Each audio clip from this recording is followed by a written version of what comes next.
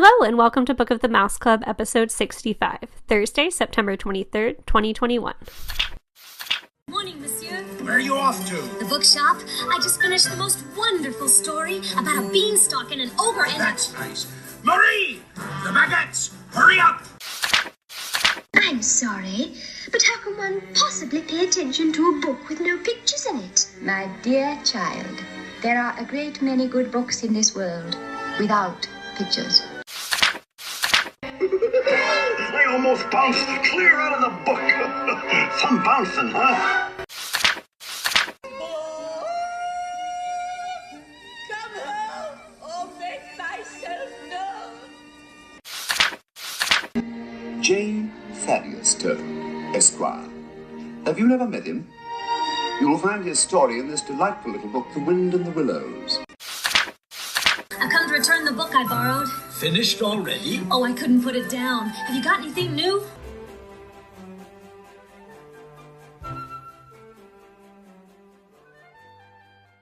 Welcome back. I'm your host, Courtney, and I'm joined, as always, by the Mia Thermopolis to my Lily Moskowitz, my lovely co-host, Emily.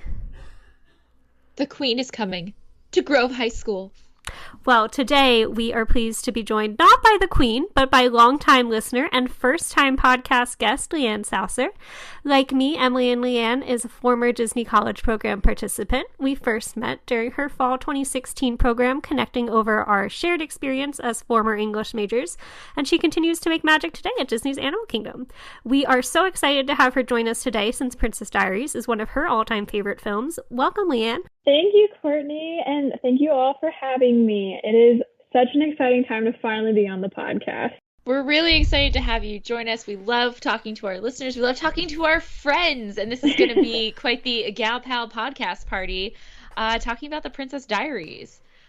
So before we get started, Leeann, this was a book that you wanted to talk about. What do you love about the Princess Diaries? Oh, I love so much about the Princess Diaries. So I definitely came into it through the movie. It influenced so much of the early 2000s for me.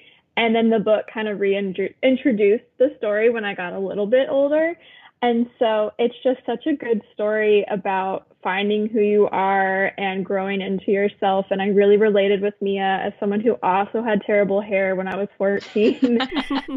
And so I still love it to this day. It has been a constant comfort movie my whole life. And so it just really means a lot to me.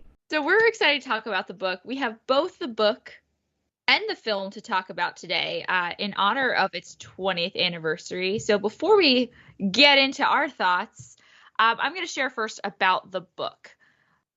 The Princess Diaries is a series of over 15 books written by Meg Cabot. The series is about Mia Thermopolis, who is a teenager in New York who discovers she is the princess of a small European country called Genovia. In the full series, readers follow Mia through her high school and college years all the way up to her royal engagement. The series is published between the years 2000 to 2015. Meg Cabot is a New York Times bestselling author originating from Bloomington, Indiana. She moved to New York City after graduating from Indiana University, but currently lives in Key West, Florida. Lots of Florida people. She has written over 50 novels for young adults and adult fiction, and that number is still growing. She has a new book coming out this October. The Princess Diaries, though, is probably her most notable series for young adult readers. The first volume was published September of 2000 by HarperCollins, and when asked about her inspiration for the book, this is what she said. This comes from her website, a direct quote from her. I was inspired to write The Princess Diaries when my mom, after the death of my father, began dating one of my teachers, just as Mia's mom does in the book. I've always had a thing for princesses. My parents used to joke that when I was little, I did a lot of insisting that my real parents, the king and queen, were going to come get me soon, and that everyone had better start being a lot nicer to me. So I stuck a princess in the book just for kicks, and voila, The Princess Diaries was born. It was immensely popular. The Princess Diaries has been translated and sold in over 38 countries, and awards include the ALA Quick Pick for reluctant young adult readers, the New York Public Library Books for Teens, for the teen age, and Tennessee Volunteer State TASL Book Award, and was also named one of the 100 best young adult books of all time by Time magazine. Lots of accolades there. But let's turn back the time 20 years to August 3rd, 2001, when Disney released the Princess Diaries film. The official D23 film synopsis is as follows, quote, shy San Francisco teenager Mia Thermopolis receives the astonishing news that she is a real-life princess. The heir apparent to the throne crown of Genovia, a small European principality, her strict and formidable grandmother, Queen Clarice Rinaldi, arrives to give her princess lessons, but the two clash because Mia has no intention of leaving her normal life and a budding romance to become the ruler of a far-off country, end quote. The film was directed by Gary Marshall, a mainstay of the rom-com genre, with his hits like Pretty Woman, Runaway Bride, and Overboard, among other classics like Beaches and A League of Their Own. Notably, it was Anne Hathaway's first film role, launching her now prominent career. Anne was joined by Disney legend Dame Julie Andrews, who celebrated a homecoming, returning to the Disney studio for the first time since Mary Poppins nearly 40 years earlier. And another fun tidbit is that Deborah Martin Chase and Whitney Houston produced the film, reuniting after the success of their TV Cinderella adaptation starring Brandy. Author Meg Cabot specifically pursued Deborah Martin Chase based on that television adaptation, and then they gained the interest of Disney. According to the Orlando Sentinel, Disney chairman Peter Schneider optioned the project in an effort to reestablish the Disney brand for live-action family films, and those efforts paid off. The film's opening weekend earned $23.2 million and achieved the second highest opening for a live-action G-rated film, behind the 1996 101 Dalmatians at $33.5 million. Its ultimate overall gross was $165 million worldwide and was well received by critics. The popularity of the film resulted in a 2004 sequel, The Princess Diaries 2: Royal Engagement. We are, of course, though, focusing on the first book in the series and this first film. So I would love to know, what are some of your early memories of Princess Diaries? We can share whether we read the book or film. First, Leeann, I know you shared a little bit, but do you want to expand on those first memories? Yeah, absolutely. So I was trying to remember before we recorded this if I had seen Princess Diaries in theaters or not. And my mom will probably correct me later. I feel like I did not. I feel like I saw it when it was on VHS, throwback, and just fell in love with the film. Like I said, I really associated with Mia and Lily too. I actually would wear Lily's hairdos to school. Like, she has the one where she takes the top part of her hair, and I called it a sprout. It kind of sticks up on the top of her head. I loved sporting a sprout. And so, and it was also probably the first movie I really saw, because I was younger when this movie came out, that featured high school people that I was actually permitted to watch that wasn't Harry Potter. And so that it's significant to me in that way too. And then when I got a little bit older, I think junior high, I realized I didn't even know there were books. I realized that there were books. And so then I started to read the book series. And I know we might talk about this later, but I was astonished at the differences because there are many. So yeah, I absolutely love it. And I have memories attached to this movie throughout my entire life. Like, I was just thinking about how in college we spent a whole night researching Andorra, which is the country Genovia is based off of. Don't know if you know that, but there really is a very small country between France and Spain, and it's called Andorra. And so I've spent lots of time reading up about that before. So I feel like it's a film that's really defined a lot of young women in our generation. So I'm currently looking at Google, and yes, there is a tiny country between France and Spain. It is not completely fictional. Who knew? I was very excited when I found, I was in my sorority house, and one of my sorority sisters was like, well, it's based off a real country. And I was like, it is? I was shocked that this little tiny place actually existed. Our apologies to any listeners that are good at geography and know their geography super well. But yeah, that was new for me. That's exciting. So my entry into this is similar. Saw the film first. I don't have any specific memories about seeing it in theaters, but I have more specific memories that my sister, I have an older sister, she's 3 years older than me. She read the books, and you know that those middle school years, like my sister was going into high school, so I was like, I want to be like my sister. What is she reading? And we had every single book. We owned the entire series. I read some of the books I think have gotten lost along the way. I'm looking at my bookshelf now that I have all of them. Meg Cabot is right at the top of my shelf. I'm a big Meg Cabot reader from my high school and middle school years. Some books got lost along the way, I guess lending to friends or whatnot, but I remember like waiting for the next book to come out and going to Barnes & Noble to get the next book, and always going to Meg Cabot on the fiction young adult shelf, looking for the C's, looking for Cabot, what new books were out. And I loved the series. It was one I remember reading. I think I've read it twice, but it's been probably 10 years since reading it twice, or at least like the first like 5 or 6 books I've read multiple times. So I loved the books because my sister did, and when she finished them, I moved them from her bedroom to my bedroom bookshelf, and then I read them. Now they're in your house, so I guess you won. Yes, and now they're in my house, so I won the Princess Diaries books. What about you, Courtney? So I think it's interesting that none of us saw this in theaters, because I was in the same boat, but I do have a specific memory of watching it for the first time. I believe my dad and my stepmom were heading out on a date, so I remember watching it with a babysitter. But I think it's like that very late 90s, early 2000s nostalgia. Like my dad took me to Blockbuster so that I could pick a movie while the babysitter was coming over. So we didn't own it per se, but I was like, oh, that looks fun. I'm going to watch this. And I remember my babysitter really liking it too. I mean, she was probably right around Anne Hathaway's age. I was 9 years old. So really enjoyed it. And then probably about a year later, I found out it was a book series, because I do remember reading it in 5th grade, which now going back and revisiting it, was some little advanced content there. But I also read Jaws in 5th grade, so I think I just punched above my weight in terms of inappropriate content as a young reader. Not that there's anything too inappropriate in the book, but we will get into some of those differences. But also, I continued along with the series at least till book 4. When I was looking at the website, those sounded familiar to me, but I was excited to see that now it goes all the way up to 2015. We do get a royal wedding. I think that's okay to say because Disney did their own royal wedding movie. So I would absolutely, now that I've revisited the first book, I want to continue on with the series, revisit the few that I did read, and then continue on to see where Mia's journey goes. And the royal wedding is classified as an adult novel. Ooh. So we changed from young adult to that adult novel. And it's so fun. The series is cool how she has these like half volumes in there. There's a 3/4 volume as well. And a 3/4 volume. 7 3/4. Yeah, they're like little stories that like happen in between books, or a piece that's already like a in between a book.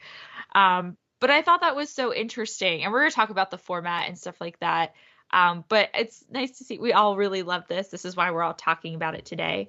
But a fun part of going back and revisiting is this is now an age where like we have some true memories of watching these films or reading these books, and they're 20 years old. So some nostalgia here. Reading The Princess Diaries as well as watching it, immediately I'm thinking about like, I remember that. So I wanted to know, what were some early 2000s pop culture references that you just like loved or think now are so funny? Sure, I think 2021. Sure, in terms of style, I think Leeann nailed it with the hair of Lily. She has those iconic butterfly clips that I absolutely owned around that time. So a lot of the visual look of the film, I think just also that idea of a 2000s teenage rom-com makeover. We've got films like She's All That, or even a little later like Cinderella Story, just all within that genre. But I was a little surprised in revisiting the book how dated some of the references felt. Like she makes an allusion to the show Party of Five, and I'm like, I haven't thought about that show in years. Like would young readers now picking up this book, because I do think it is a timeless series, but there are some elements that I'm like, that's a specific reference that's supposed to click with the audience, but I don't know that it would now per se. But a fun stroll down memory lane, as you said, for us that grew up with it and grew up, God, it just feels like we grew up in that era of the early 2000s. But I don't know, there's kids on TikTok now emulating and saying that they were born in the wrong generation and wearing 2000s fashion. So time was cyclical. Yeah, thinking about, as I was reading the book, I was thinking, would, 14-year-olds say be interested in this book? And I think the answer is yes, but there are references like when they talk about Michael being on the internet so that the family can't get phone calls. I was like, well, they even understand what that means. Like the peril of being on the phone line, so you could only be on the internet or talk on the phone at the same time. But I feel like the moment for me in the book that took me back to the early 2000s was when she's describing her dress for the ball. I could see it so vividly. I'm like, this is a dress everyone wore in 2000. Like, this is the transitioning from the 90s to the 2000s kind of a dress. I was surprised how much. And then she talks about the other dresses they're wearing at the dance, and I'm just like, I know exactly what this looks like. I know what their hair looks like and all those butterfly clips. Like, we were younger than them back in the day, but I still could think about all those different things we thought were so cool. And now I'm like, I can't believe we did that. But that's kind of the fun of it. So yeah, the emulating high school, I think, is a good point. Like, we weren't necessarily Mia's age, but we certainly saw those girls, or as Emily said, like, that was around more of her sister's age. I think overall you guys hit all my big ones. But some other ones was like how fascinated they are by cell phones, or like cell phones was a very like, oh, they have a cell phone. Like, it's an impressive thing because they were more expensive. They weren't as widely used. I mean, they're still expensive, but not as widely used.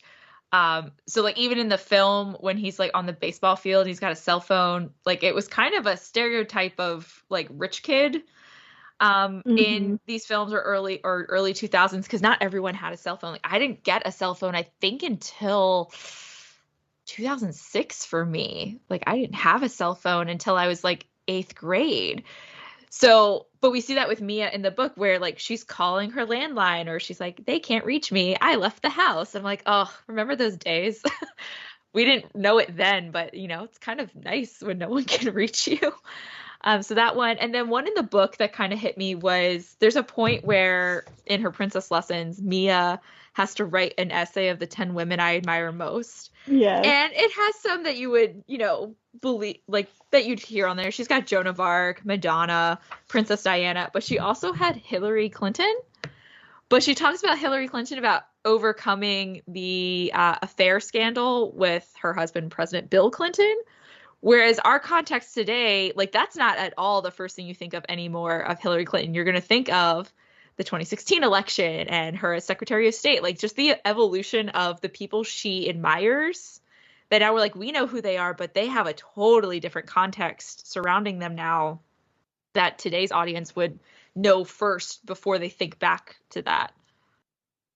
Yeah, I thought about that list too, but because she talks about Princess Diana a lot in this book. And as I was reading, I'm like, oh yeah, it hadn't been that long since she had passed away back then. Like 3 years, I think. Right. It was still a very big deal because we talk about Princess Diana. Obviously, there's a movie coming out about her. She's still a big deal, but I don't think if you wrote this book today, she would necessarily pop on a 10 women I admire the most in the world list. But I also felt like it was very fitting that in the Princess Diaries, Mia talks so much about Princess Diana as a fellow royal. But definitely something that was a reference I wasn't expecting. So what do you guys think about the diary format of the book? Like, what are some benefits or drawbacks to this style of storytelling? So I actually have a interview with Meg Cabot. I have this pulled up. She did an interview with The Tempest to reflect on the 20 years of her series, both the movie and the books. And they asked her that question. So if you don't mind, I'm going to lead with what she said and then maybe talk about that. So the interviewer asked, the style of writing the books is the diary entry style. What made you want to document her story this way? And Meg Cabot responds, quote, Well, I think that we all like to read other people's diaries a little bit, especially now with the internet. It's so interesting to read other people's Instagrams, see their TikToks. We want to know what other people are doing and what they're thinking. Back when I first wrote these books 20 years ago, we didn't have any of that, hardly even the internet. So the only thing I could think of was the diary entry style. I kept my own diary and would have loved to read someone else's diary if they let me. Turns out I was right. Everyone wants to read someone else's diary. End quote. I kind of feel the same way. I grew up, before Princess Diaries, I was a reader of the Dear America series, which is in a diary format. I loved those. Looking at my bookshelf now, I have like 15 of them on my bookshelf. And I think what she said is true. Like 20 years ago, like you want to get in someone's head. And I like reading the diary format because it's constant. It's essentially constant dialogue. You're constantly conversing with your character without any secrets, without any, you know exactly what they're thinking. Really, the only thing you're missing is maybe some detailed description of setting. And plot kind of comes at you fast because there might be a gap in time. So that's kind of exciting to be like, well, what happened? And you have to like wait for them to have to tell you. But I always enjoyed the diary format. I also keep a diary, and I think it was around this age when I started to keep a diary as well, when I was reading Dear America series and then the Princess Diaries. Yeah, I've always enjoyed that format in books as well because I think the main character's voice comes through so clearly. Like you have to develop a very clear writing style for that character to feel authentic. But I wanted to touch on the title of the book and the title of the film because the title of the book makes sense. You're reading her diary, and I really didn't think about it in terms of the film until I was watching it last night with my partner Doug, and he has no context for the book, or he did not grow up reading the book, and it gets to the point in the film where she's being given essentially like it looks like her father's journal and like the letter that's written to her, and Doug goes, "Oh, is that why it's called the Princess Diaries? Like, is that the diary?" And I was like, "Oh, no. Like I explained then that the book was written in the form of the diary." So I just thought it was interesting that they kept that format for the film, but I don't think we ever really see her journal or anything in the film. When I was doing some of my research just on the history, it was still going to be set in New York, and they had considered calling it like the Princess of Tribeca or something. Still keeping the princess idea, but taking away the diary element there. I wonder if the success of the book, right, to tie they wanted to keep the title so that it's like, if you love this book because it's selling and it's winning awards, it's going to draw you then to come see the film. Yeah, that's interesting. I never questioned it, but then it was interesting to have someone who has no affiliation with it, but who also like studies film is like, why is it called this? Is that the moment? I'm like, oh, nope. Yeah, because she only writes in a diary at the very end when she's on the plane. Yes. Very interesting. I don't think we even get an inner voice much from her until that very end when she's writing in that diary. We don't get like, even if she wasn't writing, but we got a lot of inner thoughts, like kind of Lizzie McGuire style. Maybe that would have resonated more, but yeah, there's not much diary part. And the diary is very different. In the book, the diary comes from her mother, who's just like, you need to learn how to handle your emotions. Write them down. And she ends up really enjoying her diary. She even takes it with her to the dance and requires Lars to like carry it. She's like, I need my diary at all times. But at the end in the film, it's like this big reveal from the father, and it's kind of that catalyst. She opens the diary that's from her dad, the prince, that has the Genovian crest on it, and now she's accepting her role as princess. So it's kind of a different mark. But yeah, the diaries. Yeah, I definitely think that the diary format is why in the book I felt, I guess a closer relationship with Mia.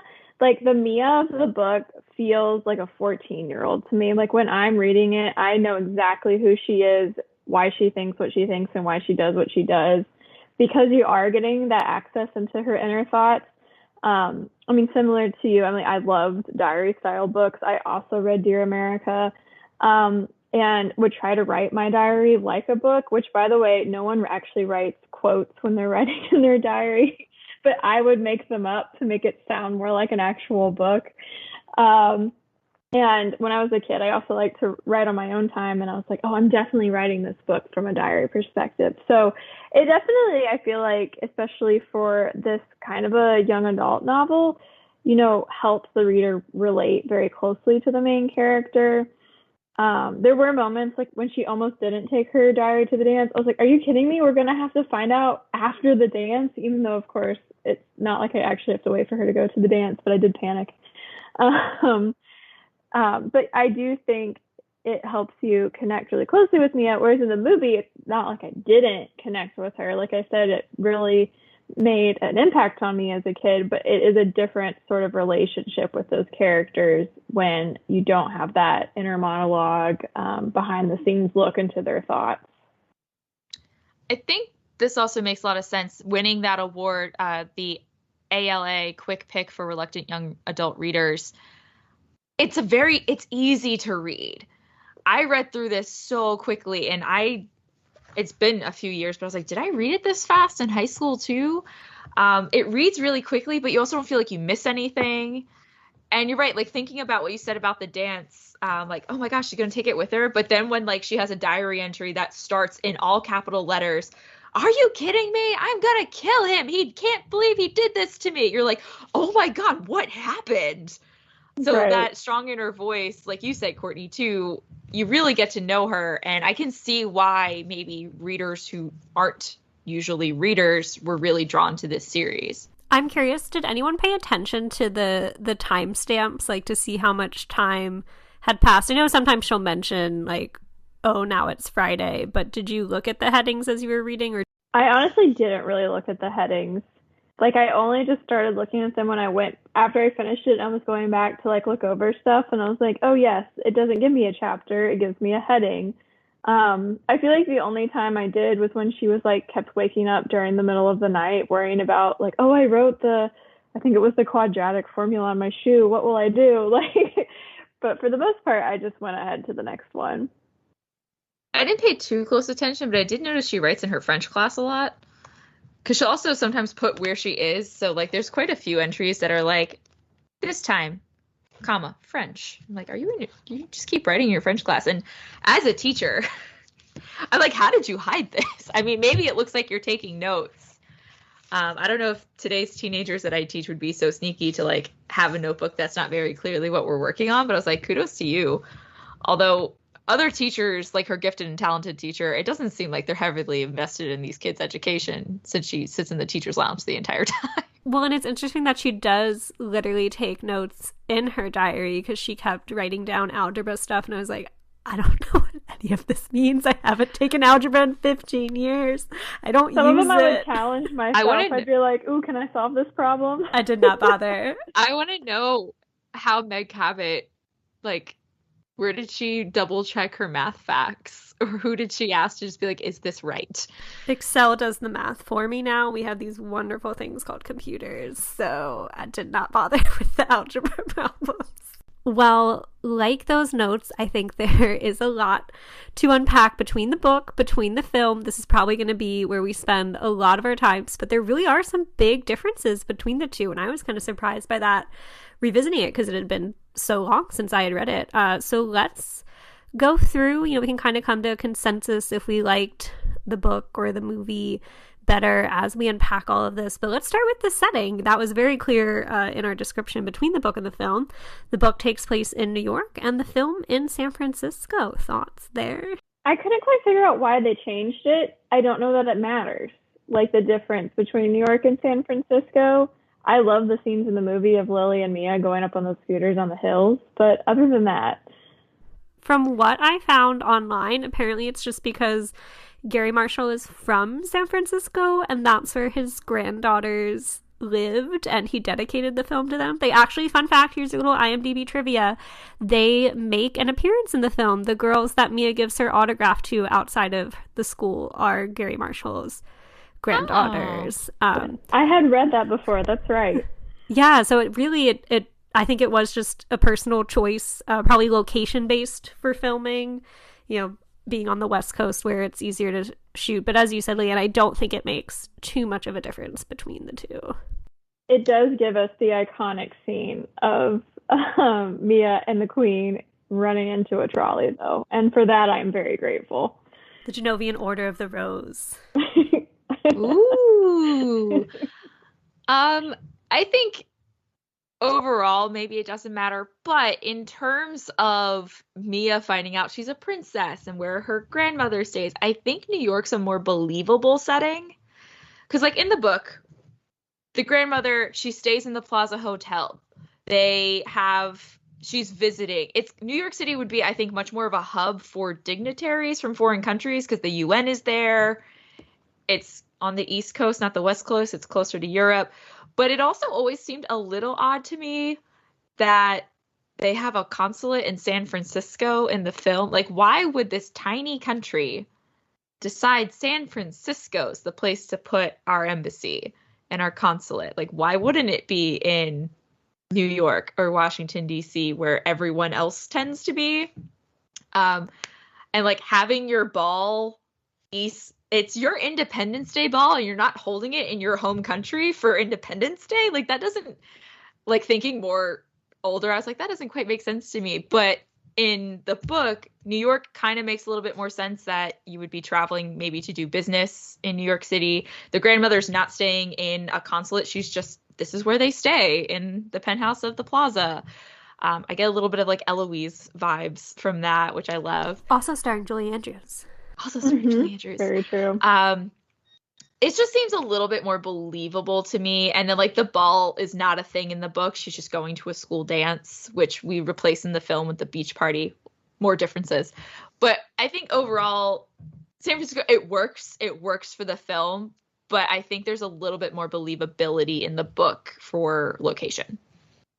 That's something that always bothered me, is why are they having the Genovia Independence Day Ball in San Francisco? Like, why would you not be in Genovia for the Genovian Independence Day Ball? Like, all these ambassadors from other countries, Spain, Japan, they're all here, but they all went to San Francisco.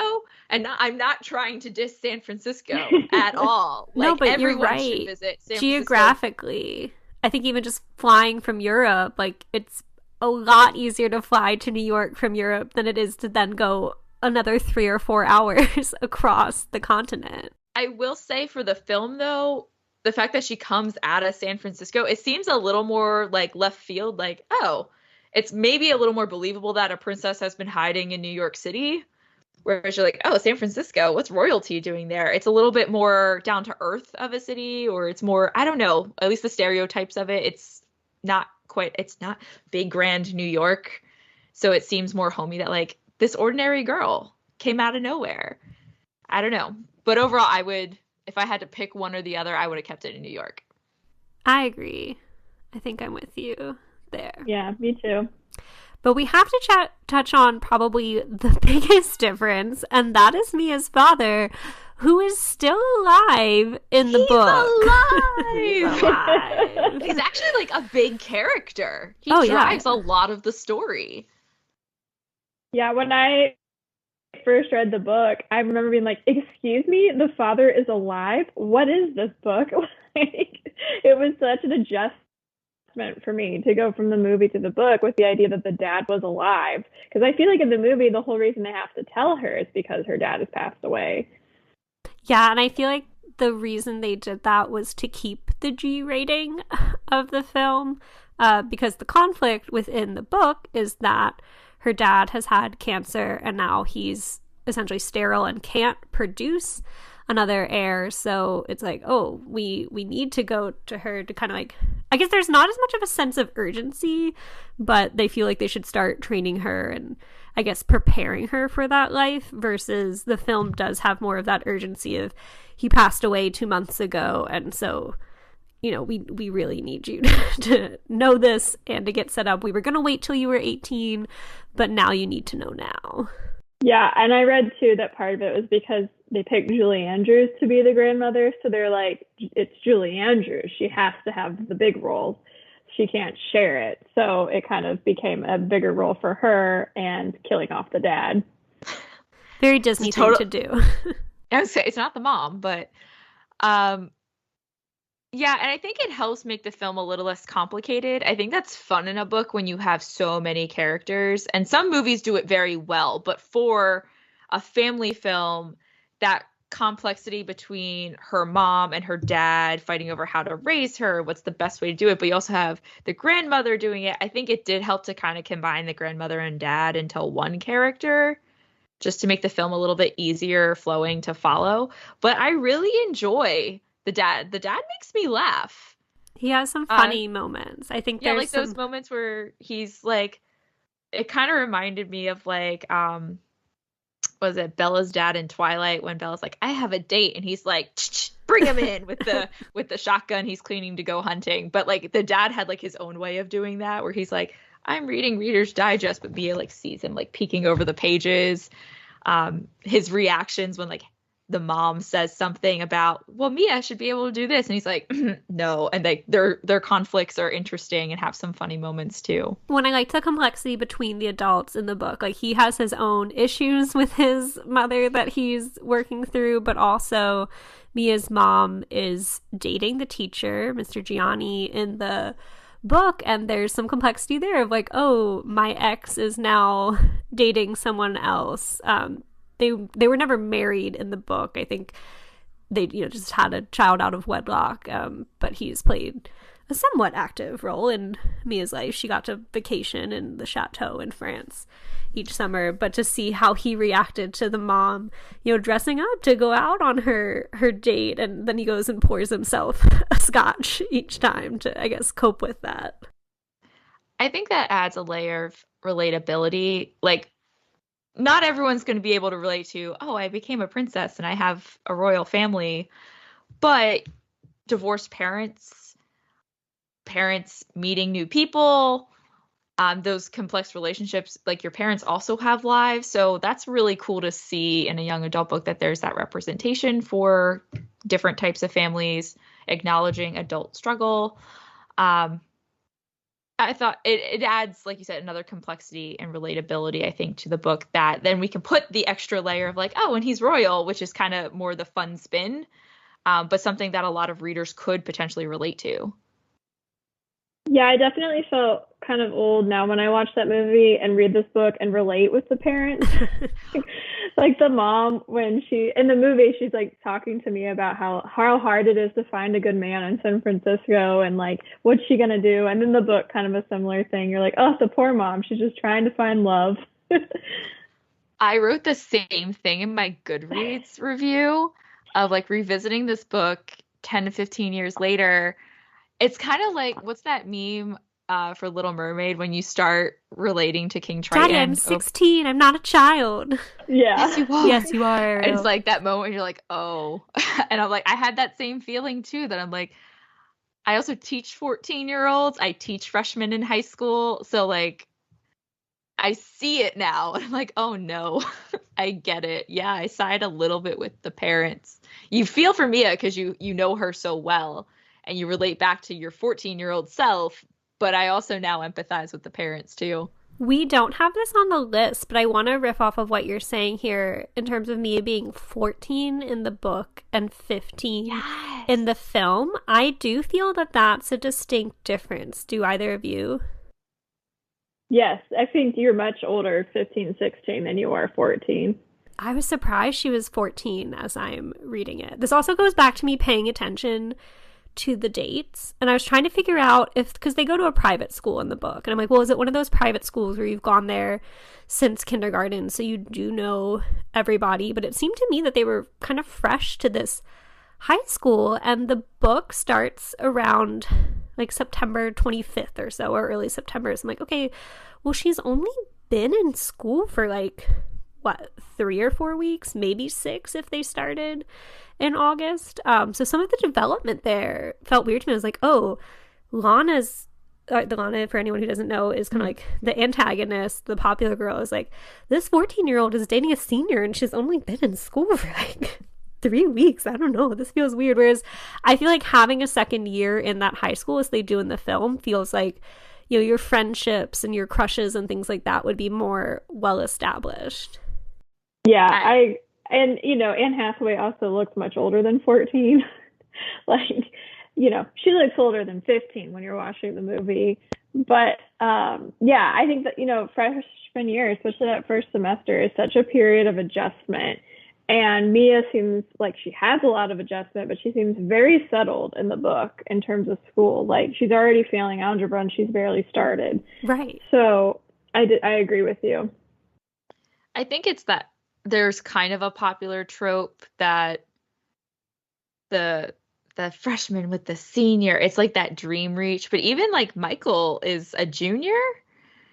Or is he a senior? I think he's a senior too. He's also a senior.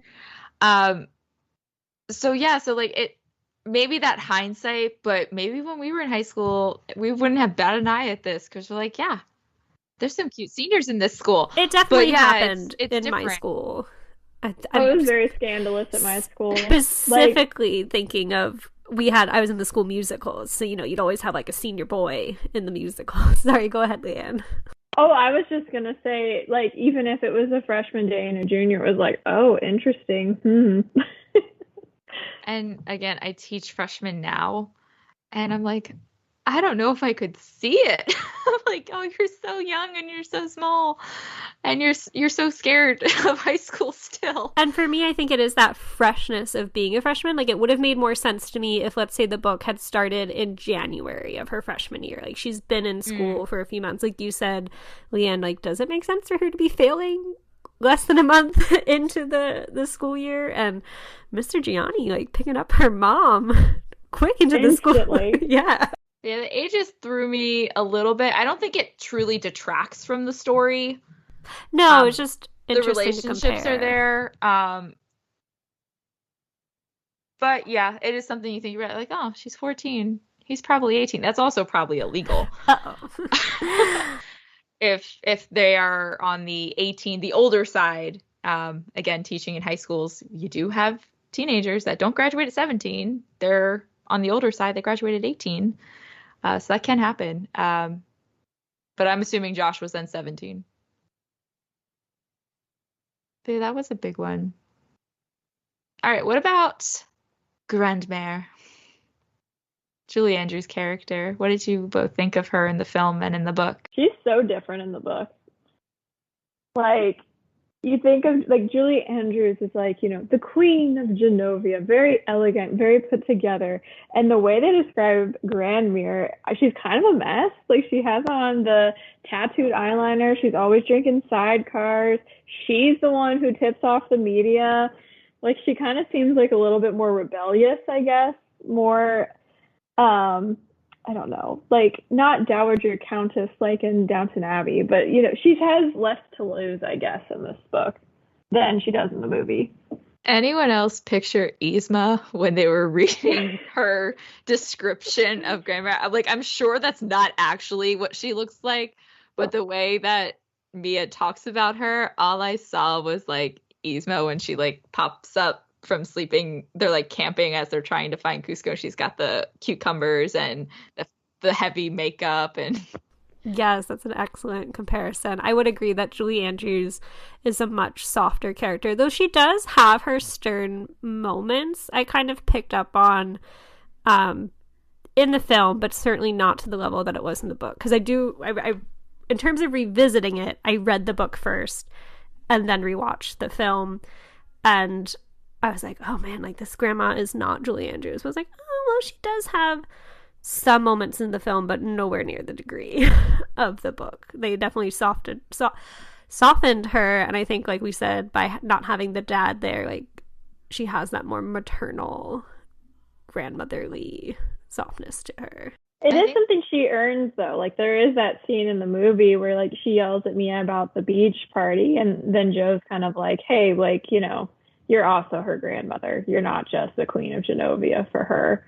And, I think the grandma in the book kind of has a similar moment where she and Mia kind of come to an understanding together. She comes to her aid for the dance, yeah. Yeah. And she's like, no, she's going. She's a teenager. She should. And she's got to represent Genovia sometime. People know she's a princess. Let's just do this. I think there is something interesting, though, that maybe Grandmère kind of gets to be a little harsher in the book because the dad is there. because we get the two of them that play off of each other, whereas Julie Andrews kind of had to be both roles, representing the father figure side of her family as well as being the queen. I also feel like because the father's alive in the book, he's doing a lot more governing and day-to-day stuff, where she's still technically the queen, but I believe her husband has passed. So I would think that even though her father's still considered the prince of Genovia, like, he's doing a lot more of the heavy lifting. Or at least that's how it seemed to me through Mia's writing. Yeah, and I think the writing is an important aspect too, because we are getting the characterization of Grandmere through Mia's eyes. So it's her take, it's her possibly exaggeration of her grandmother and her behavior, because it does shift once her grandmother is on her side about the dance. Well, on the grandmother front, I would like to talk about Jo / Lars, because I feel like that would be the equivalent, though much different, characterization there. So in the book, Lars is the bodyguard assigned to Mia, also her chauffeur, and Jo is essentially her grandmother's chauffeur, but temporarily becomes Mia's, and has this very he's almost fatherly in a way, always looking out for her, and kind of, I would say Jo's the voice of reason in the film. Yeah, there's so many good Jo quotes in the film. I love him so much. Where I thought it was interesting in the book that Lars is hardly in it, because he's got, especially towards the second half, he's got to be spending almost every second with her. Following her around from class and doing all this other stuff. So it seemed odd to me that he didn't play a bigger role. I think overall this is one where, I mean, Julie Andrews obviously wins because it's Julie Andrews, but Jo is another part of the book, or part like book versus movie, where Jo wins for me in the film, because I think we do get to know him more. Lars is more of like the stoic, he's in the background. Mia does say, like, he comes in clutch a few times. He carries her journal. She makes sure that Josh is not drunk driving them to this dance. He gets her in and out of media press problems. But we don't get to really know Lars. Whereas Jo, he has a lot more of a character. We get to see his sense of humor. We get to see him, like you said, that voice of reason. He also has affection for the queen. So he's a much more well-rounded character in the film versus Lars, the counterpart, in the book. The sexual tension between Jo and the queen is palpable for me in that dance scene. I was like, ooh. You've been wearing black too long. Yes. And I have to give credit to that actor. Hector Elizondo is kind of a mainstay for Gary Marshall. I believe I read he has been in all 18 of Gary Marshall's films. When I was watching this with Doug, he's like, oh, is that guy playing kind of a similar role to what he did in Pretty Woman? I was like, yes, he is, because he does that in basically every Gary Marshall movie. So shout to Hector. Jo is definitely my favorite role of his among those films. So I think this is the other big character difference. Dad is not only alive, but Michael is a much more prominent character in the book than in the film. And for me, I really like Michael a lot more in the book. What do you think? I definitely like how in the book he's more, I guess, hands-on with helping Mia. Like, you can tell he cares about her as a person. Like, not that he doesn't in the movie, but I feel like in the book it's very obvious from the beginning that he has a crush on Mia. And then, like, he helps her with her algebra, and when she's fighting with Lily, like, he talks her through her, emotional turmoil. Like, he's definitely more present for her as a friend like that. Whereas in the movie, I feel like, first of all, her fight with Lily is very short in the movie, whereas in the book, it's basically the whole book. I feel like Lily plays that whole role, and then Michael's just kind of like romantic interest. So he gets to be more of the friend in the book. Yeah, he's much more of a foil to Josh, and Josh is the senior that Mia has a crush on in both the book and the film. And I feel like they're much more starkly contrasted in the book, because as you're saying, you see that relationship develop. He's trying in the book to ask her to this winter dance that's not present in the film. It's clear that he's trying to ask her to the dance but she's not picking up on that. And both of those attempts take place before anyone finds out that she's a princess, whereas Josh asks her after she's a princess because she's a princess. So a much starker contrast, and as Emily said, like character development there within the book. And I realized we didn't write down Lily on our list, but if we're on Michael, we should talk about Lily. And I would say Lily is probably the closest outside of Mia in character. Well, we can discuss Mia too, but in her characterization, Lily feels the most consistent between the book and the film, to me at least. Yeah, I think so. I think Lily is a very similar person in the movie and the book. She still has her TV show, even though it has a different name, and is like fighting for all these causes that she believes in. I will say I felt a little cheated that they fight so much in the book, because I think they are such a good friendship pair, that I kept being like, oh my gosh, are they not going to make up? Please make up. And then I just thought about, in Lily's shoes, finding out your best friend was a princess from the news and not from your friend would be absolutely horrible. Yeah, you do get more conflict there, for sure. I think, though, for both Lily and Michael, something we have to remember, this book is a series. So, like, at the end of this book, the end of the film, we get the foot-popping kiss with Michael and Mia, and like it kind of comes to a nice close, and we had to know that Mia and Lily made up, but in the end of the book, Michael's just, hey, we danced together at the dance and it was so nice, and she's just kind of like slowly taking this revelation that she likes spending time with him, but they aren't a thing. There was like no kiss. The book, though, gets the advantage of the long game, that we can drag this out almost in real time because it is a diary. We can keep timestamps. Whereas the film doesn't have that luxury.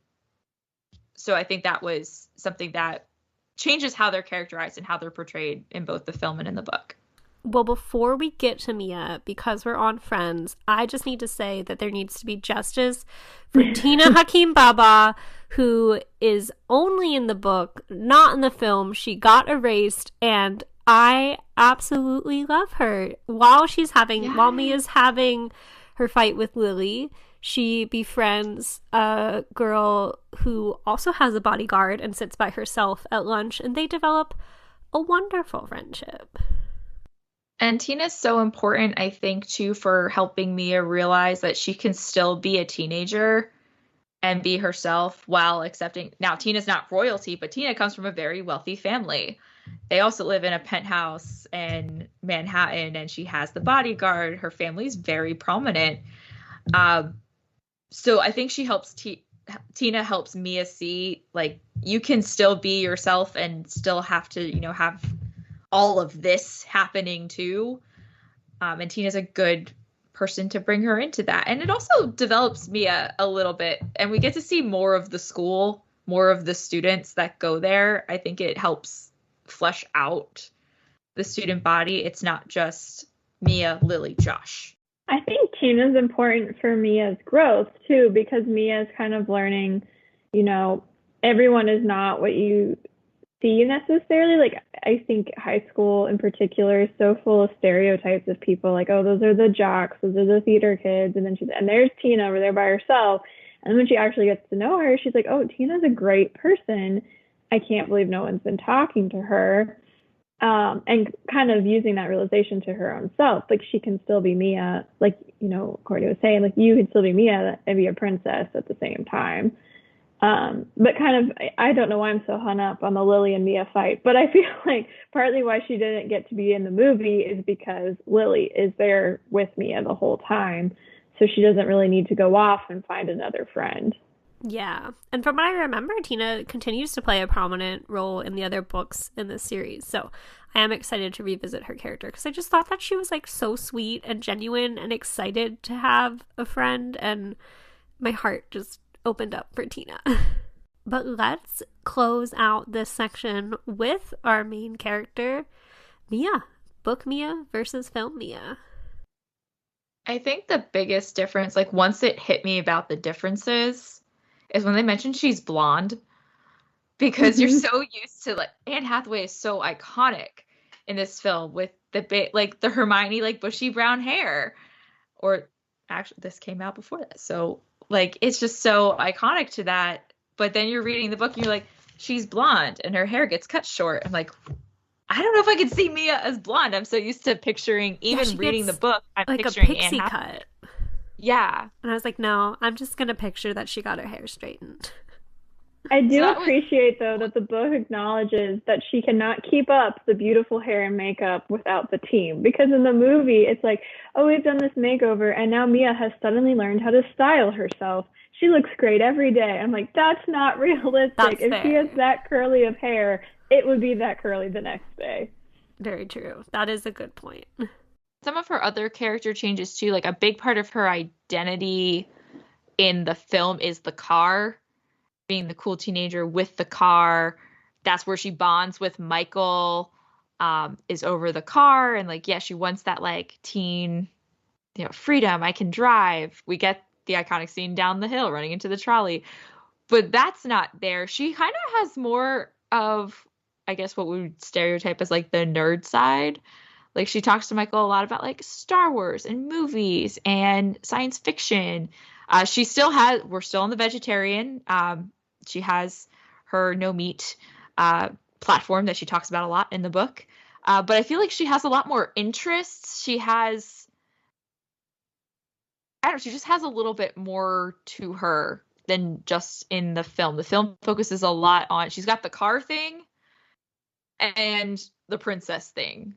Yeah, I feel they purposely toned down some of the politicalness of both Mia and Lily and, like, the causes that they're fighting for within the book. I think the book sometimes suggests that Lily goes a little overboard with some of her crusades for her television show, but the film, you get a little bit of a speech between them, but definitely tones it down to, I think, make it a more appropriate film for everyone. Like, nobody's going to be offended by anything that's said in there. And then we talked about age. That was a big one, that if you're coming from the film first. Those were just the two biggest ones for me, just because watching the film and, like, Anne Hathaway is just so iconic to this role, being her first on-screen role in a film. It was kind of hard for me to, like, I can't picture her blonde. I can't picture some of these, like, more of the physical attributions of how she's described was a little harder for me to buy, just because I'm so used to the film. Yeah, I think that's kind of how I feel about the book overall, is because I saw the movie first and the movie had such an impact on me. I do struggle sometimes when I'm reading the book where I'm like, well, that's not correct, or that's not true, even though of course it is, it's the book. But yeah, I still picture Anne Hathaway when I'm reading the book. Despite the other descriptions, I see her the whole time. Same thing. I think going back to our overarching question of this discussion section of, do you think the book or movie version is better? And I don't think I can come to a full conclusion there. I think my cop-out is that they complement each other well.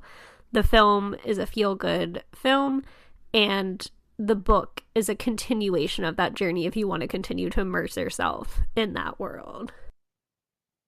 So, Courtney, I think that leads us into our question pretty well of, do you think the film maintained the integrity of the original text? Do any of these differences actually matter? I don't think they do. Like I said, with the complement piece, I think it has the overall, it hits the right plot beats. It trims down what would, I guess you could call the fat, it's a 300-page novel. It trims it down to be a palatable film, but ultimately it is telling essentially the same story.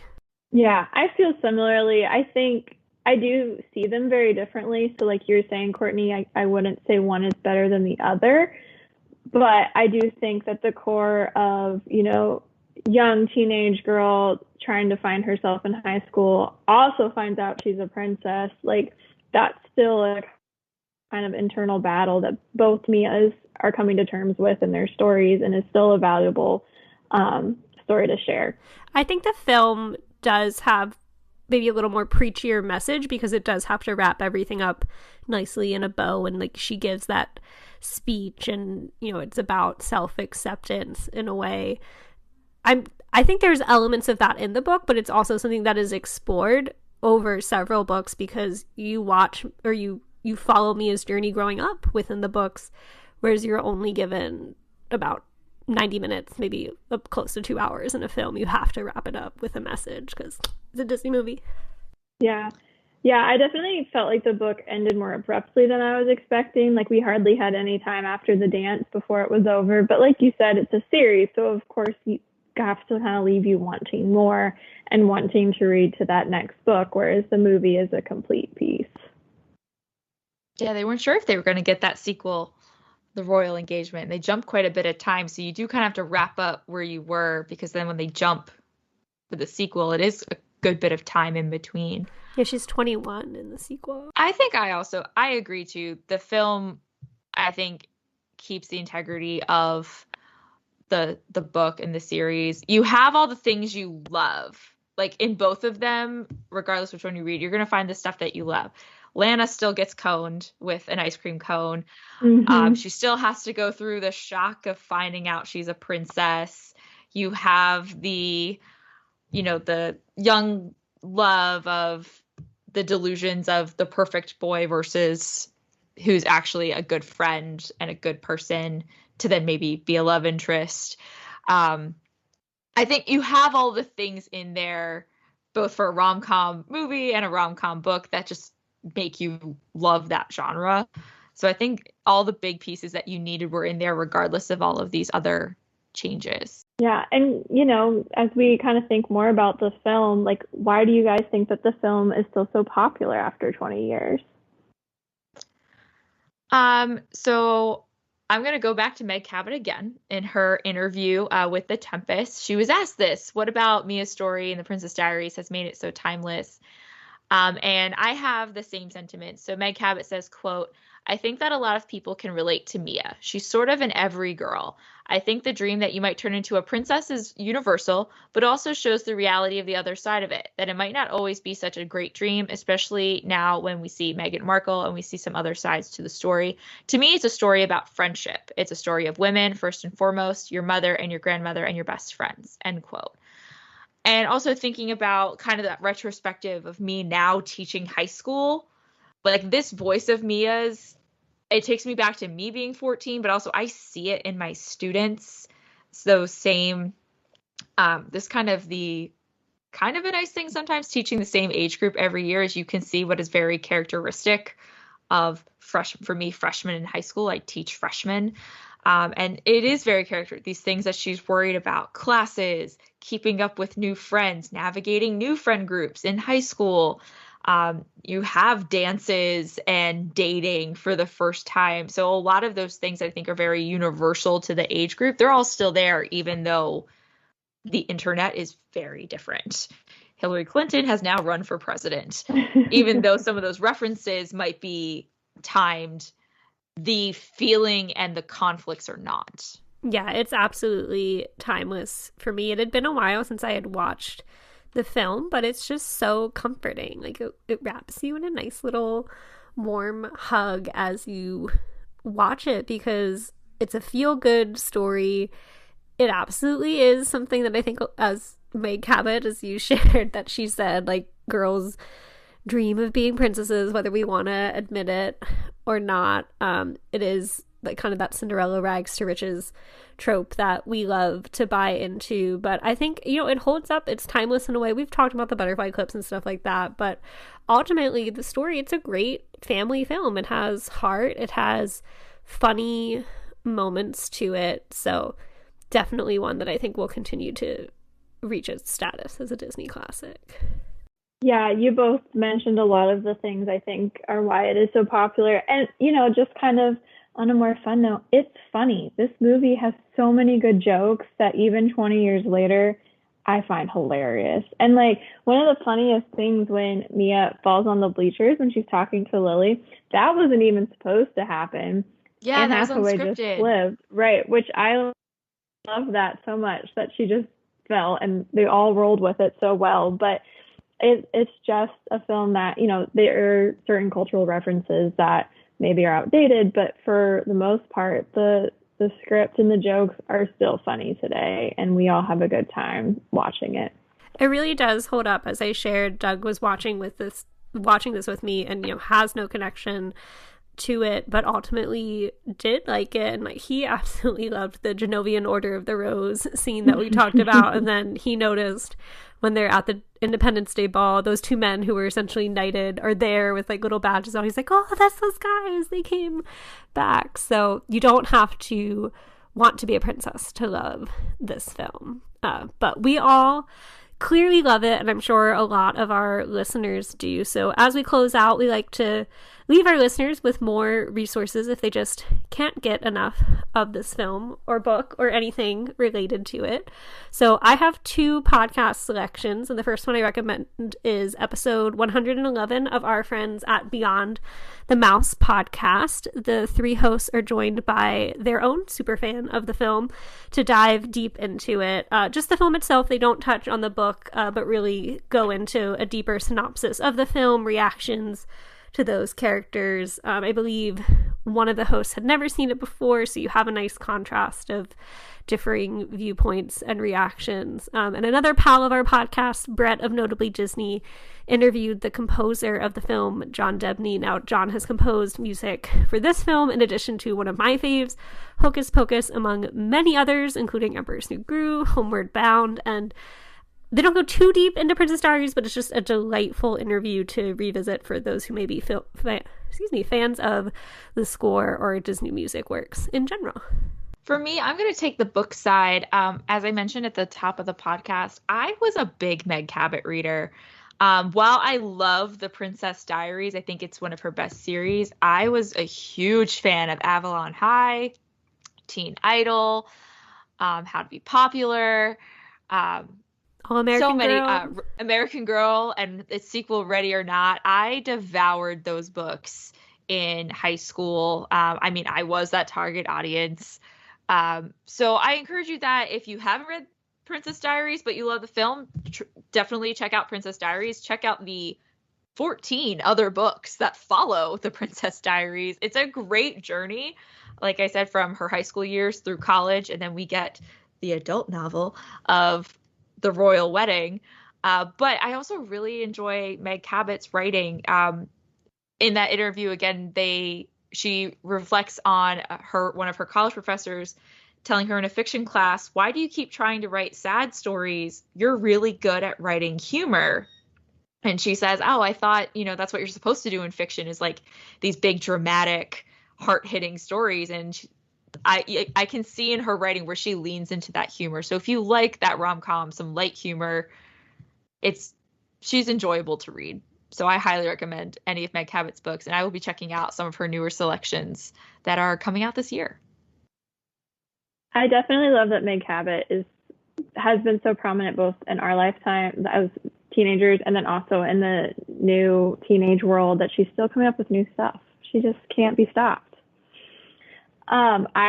For my resource, a friend of ours actually shared this article, and I found it really interesting as a big Princess Diaries fan. It was in Cosmopolitan, and it's called The Everything You Didn't Know Oral History of the Princess Diaries. And they talked to a whole bunch of people involved with the film, but also Meg Cabot. So some of the actresses and actors and the production designer and the producer. So it has a lot of just fun behind the scene tidbits. I didn't realize that Meg Cabot had a really hard time getting the book published, and they actually sent it to Hollywood kind of at the same time as they were trying to get it published.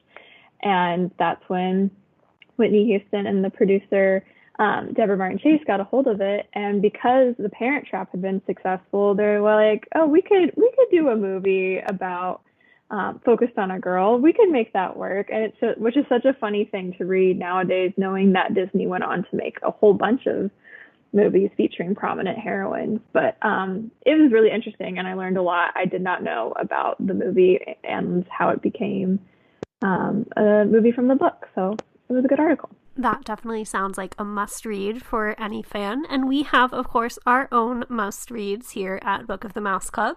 Next month, Walt Disney World will celebrate a major milestone of its 50th anniversary, and we're honoring the heritage and history of the park with our October selection.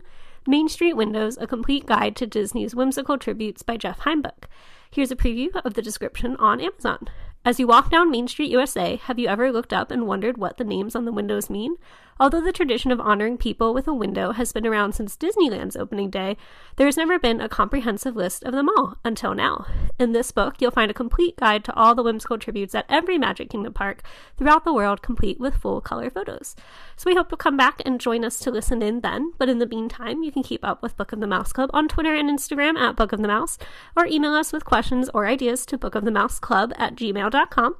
Please be sure to leave us a review on iTunes so others can find our podcast and read and listen along with us. If you want to keep up with me, Courtney, I'm on Instagram at GreatGuthsby and on Twitter at Courtney_Guth. And you can follow me, Emily, on both Instagram and Twitter at the same handle, at Emily_McD. And Leeann, if our listeners would like to start following you, we have so much fun talking to you on Twitter. Where can our listeners keep up with you?